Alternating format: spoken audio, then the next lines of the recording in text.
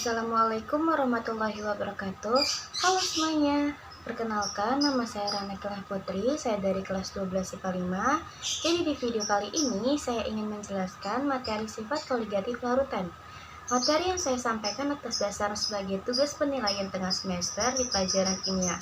Yang pertama-tama, sebelum ke materinya, saya akan memperlihatkan peta konsep dari pelajaran penjelasan materi sifat koligatif larutan ini.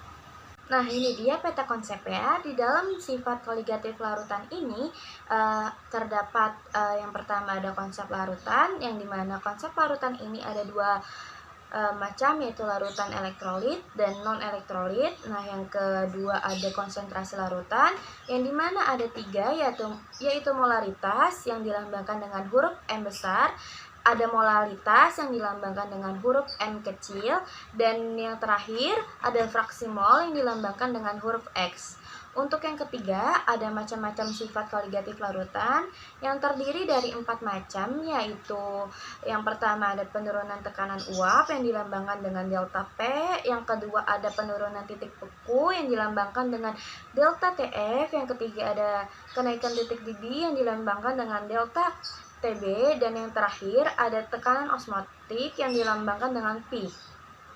Jadi, sifat koligatif itu merupakan sifat larutan yang tidak tergantung pada jenis zat terlarut, tetapi tergantung pada banyaknya partikel zat terlarut dalam larutan. Jadi, sifat-sifat tersebut tidak tergantung pada jenis larutan. Nah, contoh dari sifat koligatif larutan adalah teh manis panas. Kenapa? Karena saat air panas sudah dituangkan ke gelas yang berisi teh celup dan gula, terus kita aduk, nah itu tuh apa sih yang terjadi? Pasti kamu sudah nggak bisa melihat gula itu lagi kan? Alasannya karena gula sudah larut sempurna di dalam air panas dan nggak akan bisa dipisahkan lagi. Nah, campuran antara gula dan air panas itu yang disebut sebagai larutan. Dengan kata lain, larutan adalah campuran antara dua atau lebih zat terlarut dan zat pelarut. Dalam kasus ini yang menjadi zat terlarut adalah gula, sedangkan yang menjadi zat pelarut adalah air panas. Nah, peristiwa ini dinamakan sifat koligatif. Saya akan menjelaskan secara singkat dan jelas dari ketiga peta konsep yang sudah saya perlihatkan, serta saya akan memberikan contoh soal beserta penjelasan tentang penurunan titik beku. Dari peta konsep yang tadi, yang pertama ada konsep larutan. Nah, jadi berdasarkan daya hantar listriknya, larutan terbagi menjadi dua jenis, yaitu larutan elektrolit dan larutan non-elektrolit. Larutan elektrolit ini merupakan larutan yang dapat menghantarkan arus listrik, contohnya yaitu NaCl, yang menjadi Na positif plus Cl-nya negatif. Terlihat bahwa jika sebuah senyawa NaCl dilarutkan ke dalam air, maka akan dihasilkan ion Na plus dan ion Cl-. Sedangkan larutan non-elektrolit justru sebaliknya dari elektrolit. Larutan non-elektrolit ini tidak dapat menghantarkan arus listrik karena molekul-molekul terlarut tidak terionisasi di dalam larutannya.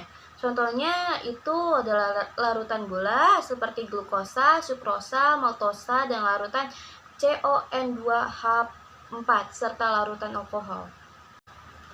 Penjelasan peta konsep yang kedua ada konsentrasi larutan. Ada tiga jenis konsentrasi larutan. Yang pertama ada molaritas dengan lambang M besar. Molaritas ini merupakan banyaknya mol zat yang terlarut dalam 1 liter larutan. Nah, rumus yang digunakan molaritas ini adalah M sama dengan N per V, M sama dengan M per MR dikali 1000 per V. Nah, M persen dikali 10 dikali P per MR.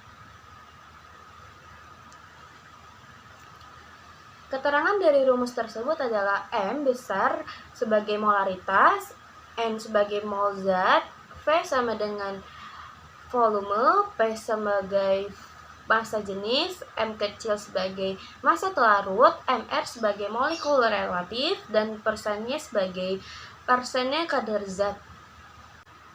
Yang kedua ada molalitas dengan dilambangkan dengan M kecil.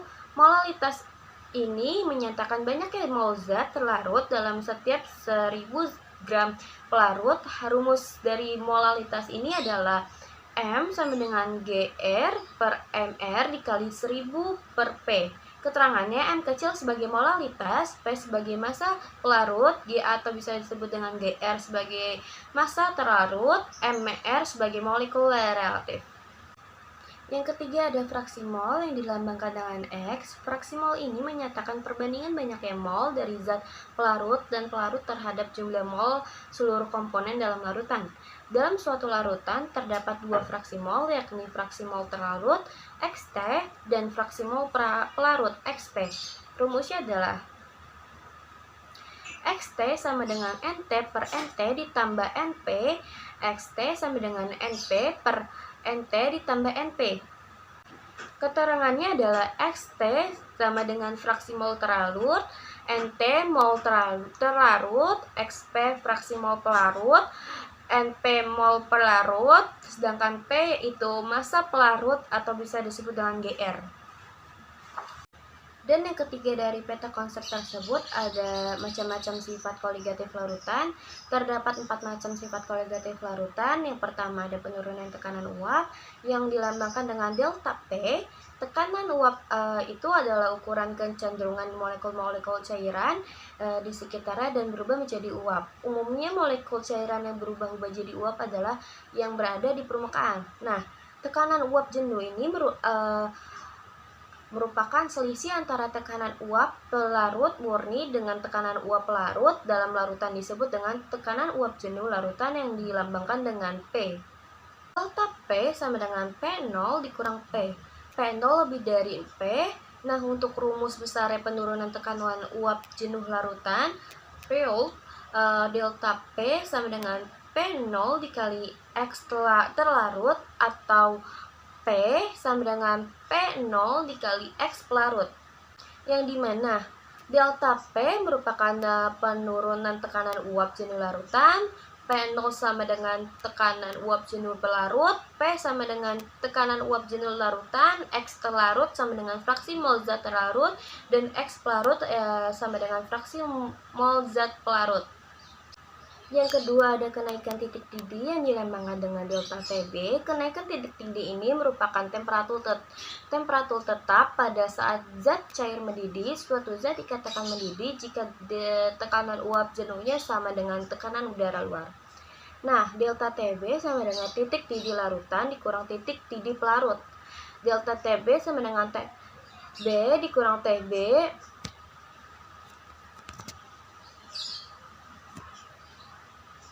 Keterangannya adalah delta TB sama dengan kenaikan titik didih dan TB titik didih larutan dan TB titik didih pelarut. Kenaikan titik didih larutan dirumuskan oleh Reynolds sebagai delta TB sama dengan KB kali M, delta TB sama dengan KB kali GR per MR dikali 1000 per P. Nah, dengan delta TB sebagai kenaikan titik didih, KB-nya sebagai tetapan sebagai kenaikan titik didih molal, M sebagai kemolalan larutan, G-nya sama dengan massa terlarut dalam gram, P-nya sebagai massa pelarut dalam gram, MR itu sama dengan massa molekul relatif zat terlarut. Yang ketiga ada penurunan titik beku yang dilambangkan dengan delta TF. Titik beku ini merupakan suhu pada saat fase cair dan fase padat berada bersama-sama dalam keseimbangan. Nah, suatu larutan akan membengku pada suhu yang lebih rendah dibanding dengan titik beku air. Rumus penurunan titik beku adalah delta TF sama dengan KF kali M, delta TF sama dengan G per MR dikali 1000 per P. Delta TF sama dengan TF pelarut dikurang TF larutan. Dengan delta TF sama dengan penurunan titik beku, KF sebagai tetapan penurunan titik beku molal, M sebagai kemolalan larutan, G-nya sebagai massa terlarut dalam gram, P-nya adalah massa pelarut dalam gram, M-nya sebagai massa molekul relatif zat terlarut. Dan yang terakhir ada tekanan osmotik yang dilambangkan dengan P. Tekanan osmotik ini sendiri adalah proses perpindahan pelarut dari larutan yang memiliki konsentrasi lebih rendah atau yang disebut dengan encer ke larutan yang konsentrasinya lebih tinggi atau bisa disebut dengan pekat. melalui membran semi-permeabel yang dapat ditembus oleh molekul-molekul pelarut. Rumus dari tekanan osmotik ini sendiri yaitu P sama dengan M kali R kali T. Dengan P sama dengan tekanan osmotik, M-nya konsentrasi larutan dalam molar, T-nya sebagai suhu larutan, R itu sebagai tetapan gas. Nah, terdapat juga rumus dari larutan elektrolit. Larutan elektrolit ini terdapat faktor Van Hoff yang dilambangkan dengan huruf I kecil. Faktor ini yang membandingkan jumlah ion dari larutan elektrolit terhadap jumlah molekul dari larutan non-elektrolit.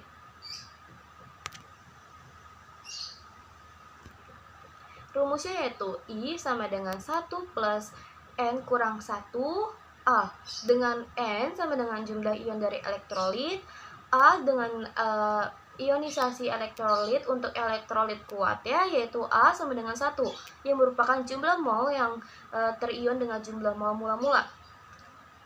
Jadi untuk larutan elektrolit, rumus-rumus yang dipakai untuk 4 macam sifat koligatif larutan adalah tekanan uap sama dengan X dikali P0 dikali I, penurunan titik beku yaitu sama dengan Kf dikali M dikali I, kenaikan titik didih sama dengan Kb dikali M dikali I, tekanan osmotik sama dengan MRT dikali I.